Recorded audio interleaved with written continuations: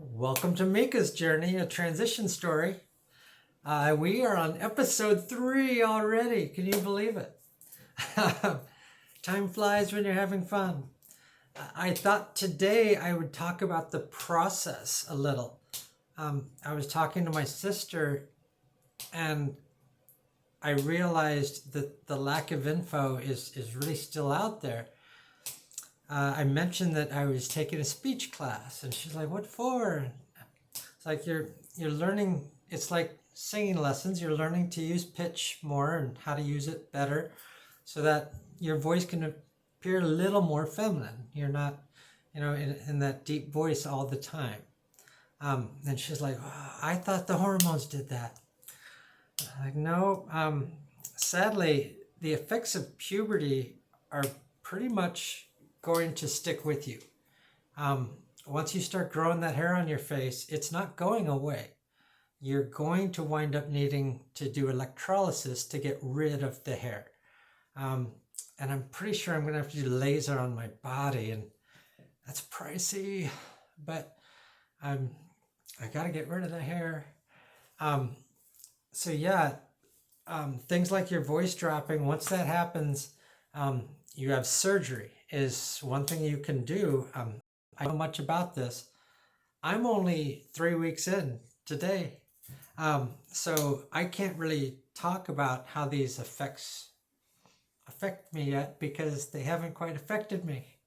But HRT, I got a little cheat sheet here to help me though. The VA hands those out.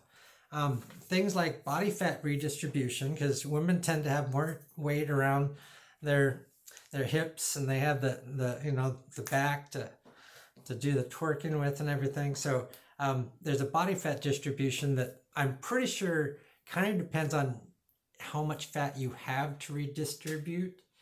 I'm not really fat. I don't have a lot of fat, so I'm not sure how this is going to work. And this also goes into breast development. That's the other thing that matters. Some it's breast tissue that develops, but there's also going to be the fat that starts collecting there too. And if you don't have a lot of fat, then your breasts probably aren't going to grow very big. But I'm supposed to be seeing a softening of my skin, get smoother. There's other things like decreased libido. We're not going to talk too much about that, but eventually you get breast growth. I don't know about this decreased testicular volume thing. That's 3 months it starts. We got to see about that. And then the hair, I don't need to worry about. But there is a thinning and slowed growth of body and facial hair. So it starts growing slower, but it's still coming in. So you still have to shave. And if your hair's dark, that means you have 5 o'clock shadows. So yeah, so you have the voice surgery. That's something you can do, but you're also going to have breast augmentation, top surgery, for a male to female, and it's what do they call it? I don't know. I don't think they call it a double mastectomy, but it's still top surgery for a female to male. They're getting all the tissue, that breast tissue, taken out so that they can be just flat chested like other men. And then there's bottom surgery. Now I haven't talked at all about female to male bottom surgery. I don't know if it really exists or anything about it, because I've just been talking about male to female stuff and what goes on there. And so I will say that there's bottom surgery, but that's as far as I'm going to go into it because that's all we need to know here. But now we got to go back to the hair. So I watched a show where Elliot Page talked about his book, Page Boy, a memoir. And he talked about his gender dysphoria, which started at a very young age. And that's what you hear when you hear about these kids that are going through that they're transitioning. it's the same thing. That gender dysphoria starts at a very young age. And I wasn't even sure how I felt about children going through transitions until I listened to the parents who said that what they saw was a complete switch, night and day from before and after. The kids were so much happier. And that's what it's all about. It's about being your true self. I was like, it doesn't matter what I think. Those kids are happy. So let them be happy. I'm going to start crying. My hormones are kicking in. But my gender dysphoria wasn't that bad as a kid. I easily buried everything. But once 2012, when I started all of my realizing that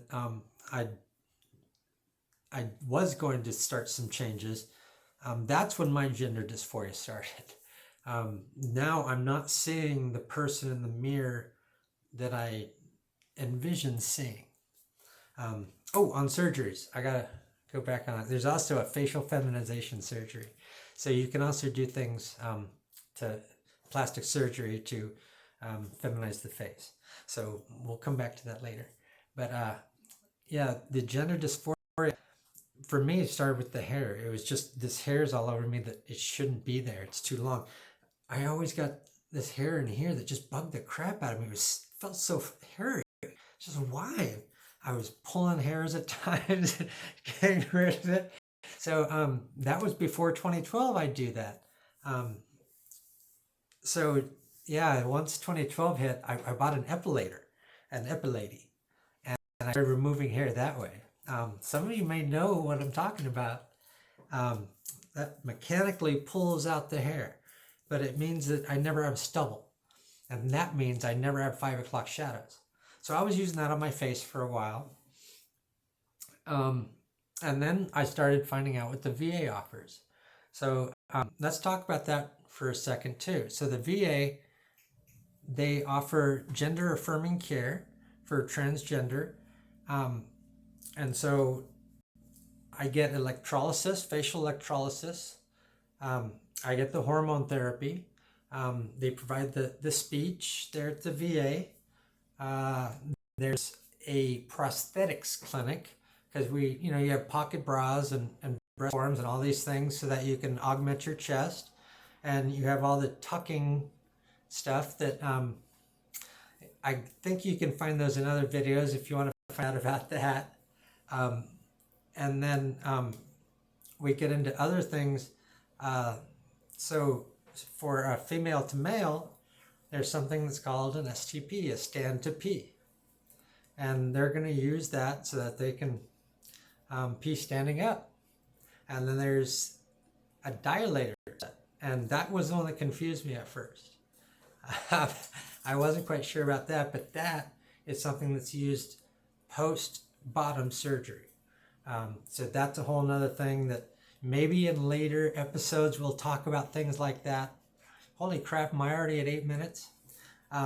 Okay, so yeah, the VA offers all this stuff for me. So I found out that the spa I was going to is in network, and I've started to get